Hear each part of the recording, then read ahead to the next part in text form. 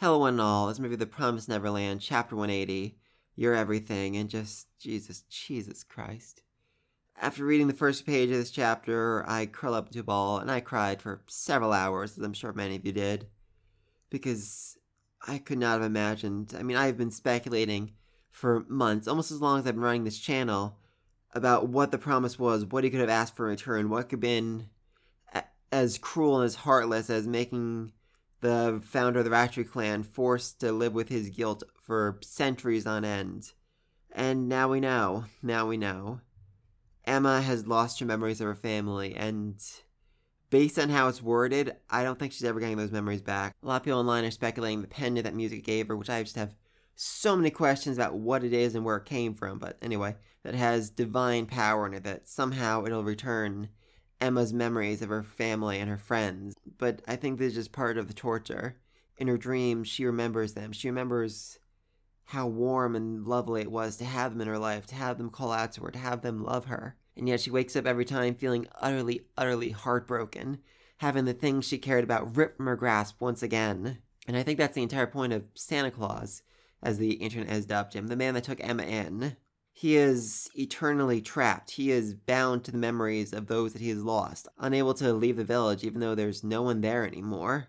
And after Emma witnesses this, after Emma realizes that she's the same thing, that she can't let go, she says the dream stopped. She says, I've stopped having those dreams. She has essentially let go of the past, let go of Norman, Ray, Phil, and all that because it was just too painful to hold on to. She doesn't want to live like Santa Claus does. She doesn't want to live suffering like that.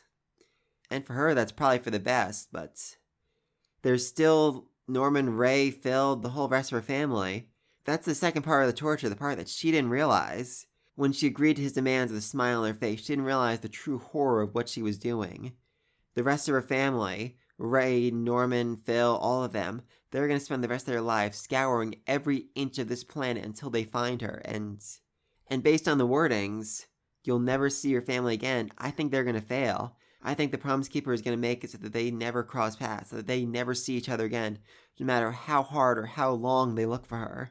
And I think that's just going to be how the series ends. Emma starting a new life with Santa Claus. The rest of her family continually searching for her. Maybe eventually finding some small closure, some sense of peace, knowing that she's out there somewhere, hopefully living a happy life without them.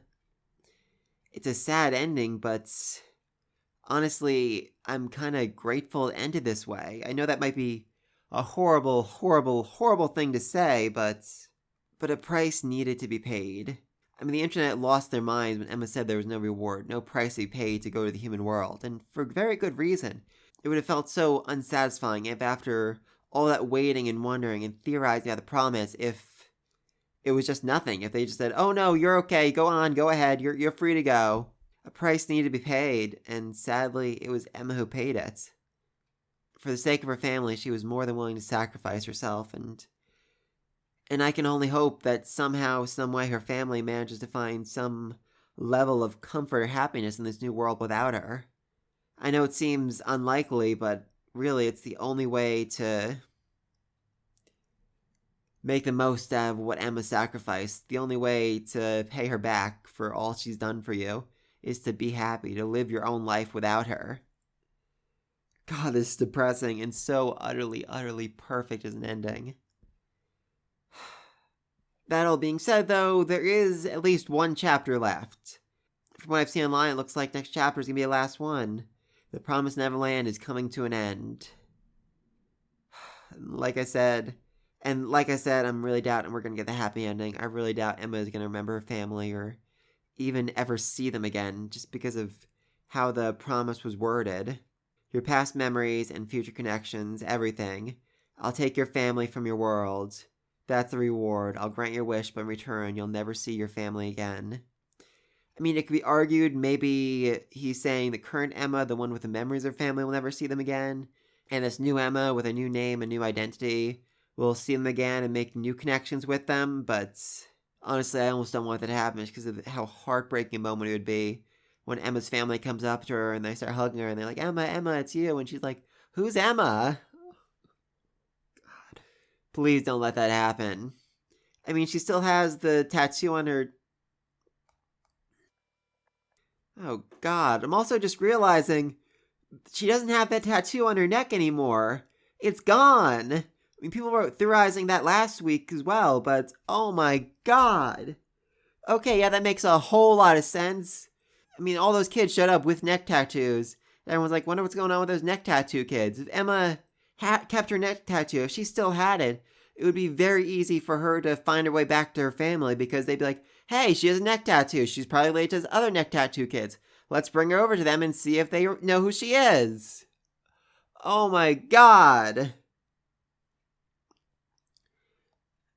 Wow, that's something I didn't even realize, but I absolutely freaking love that. I'm curious if he grew her ear back while he was at it, just to make sure there was no way they could identify her. I mean, I really shouldn't be surprised by that. He really, went all out. Even with the pictures, the photos he had, he destroyed the photos in such a way that only Emma appears in them, and the rest of her family is just completely and utterly gone from them. That is... I mean, it would be easier just to have destroyed the photos, but no, he just decimated them in such a way where Emma was the only one who appeared in them. That's next level. I'm also seeing that she has the pen still. I don't think that'll have any use in the human world, but maybe? Hard to say.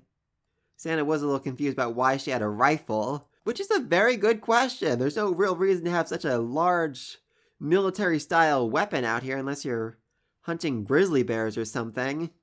Even then, I feel like there's better weapons to be used against it, so he's probably very confused by that, especially since they're apparently in a time of peace, I guess. I don't know.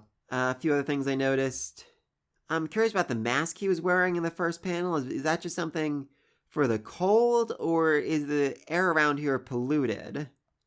Because later on we see his village, there is danger signs, so maybe they were poisoned or gas bombed or something, killed in the war. Not sure. I do like confirmation that the war was actually real, and what the Ratchet clan said last chapter seems to actually be true. I was really suspecting there'd be some kind of big deception and all that, but yeah, I like that we actually get confirmation of the war in this manner. I mean, it's violent and it's grim and it's oppressing, but I feel it works so overly well for the themes here. I mean, like I said, I think once Emma saw this, once she realized how attached he was, how he was suffering because he couldn't let go of his past, she realized she didn't want to be the same, and she essentially chose to forget about her family, to let go of the last grasp she had on them because it was just too painful. She woke up in tears every morning, just so overwhelmingly sad that she had lost them, that she couldn't remember them anymore, and so she chose to forget. She chose to stop trying.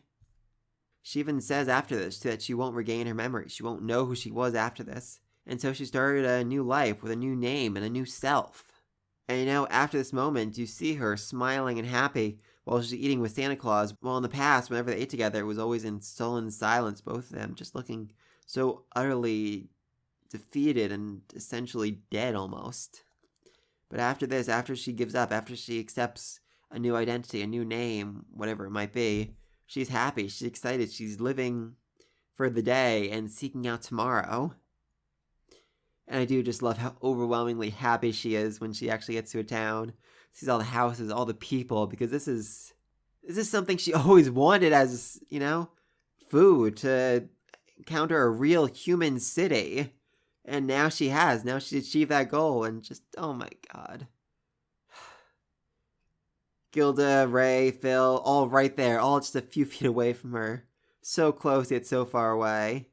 It's really looking like they're not seeing her, and like I said, I don't think they will. I don't think they can physically find her just because of the promise.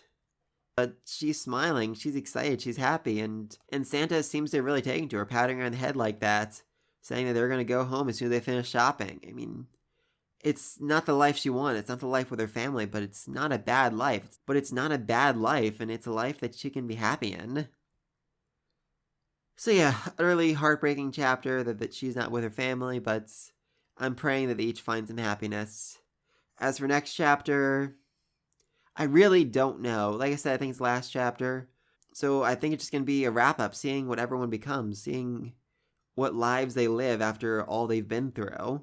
I'd also like just another shot over at Musica and Sonja, seeing how they're doing, taking over the throne, becoming essentially the king and queen of the new world. A lot of questions about that.